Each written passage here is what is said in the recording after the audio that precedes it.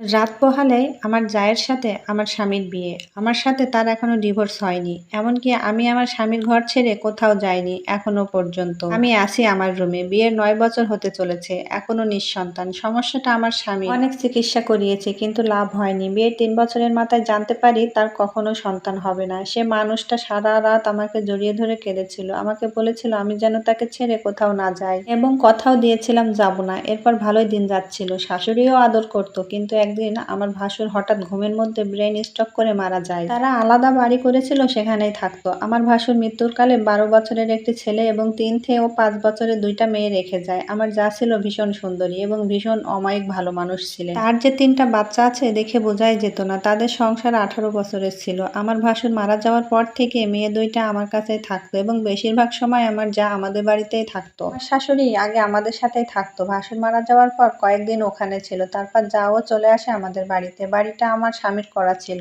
আমার শ্বশুরের জায়গার উপর একতলা বাড়ি করেছিল আমার স্বামী। আমার জায়ের মেয়েরা আমার স্বামীকে আগে ছোট বাবা বলে ডাকতো, এখন শুধু বাবা বলেই ডাকে। আমার ভাসুরের মোটামুটি টাকা পয়সা ছিল, আর্থিক অভাব ছিল না। তারপরও আমার স্বামী এবং আমি তাদের যথেষ্ট দেখতাম। ভাসুর মারা যাওয়ার পর থেকে বাচ্চাগুলো আমার স্বামীকে ছাড়া কিছুই বুঝতো না। আমি বিষয়টা দেখলেও এ নিয়ে কিছু বলিনি। আমার দিন বাড়ির আঙ্গিনায় হাঁস মুরগি গরু লালন পালন করাই চলে যেত। আমি ঘরের সব কাজ করতাম। আমার ভাসুর মারা যাওয়ার পর রাতের বেলা আমার স্বামী ভাসুরের মেয়েদের সাথেই থাকতো, কারণ ওরা বাবার জন্য কান্না করতো। তখন আমার বিছানায় এসে ঘুমাতো। আমার বিছানাটাও এত বড় ছিল না। তখন ওরা দুজন সহ আমার স্বামী খাটে শুলে আমি নিচে ঘুমাইতাম। এর কয়েকদিন পর ১২ বছরের ছেলেটাও এসে আমার স্বামীর সাথে ঘুমাতো। আমি তখন অন্য রুমে ঘুমাতাম। এভাবে আস্তে আস্তে আমাদের মাঝে দূরত্ব তৈরি হলো। আমার ভাসুর মারা যাওয়ার বছর খানেক পার হওয়ার পরে খেয়াল করলাম আমার শাশুড়িও আমাকে তেমন দেখতে পারে না। সবকিছুতে বড় ভাবিকে প্রাধান্য দেয় এবং আমার স্বামীও আমাকে গুরুত্ব দিত না এবং সময় দিত না। সবকিছুতেই ভাবি ভাবি করতো।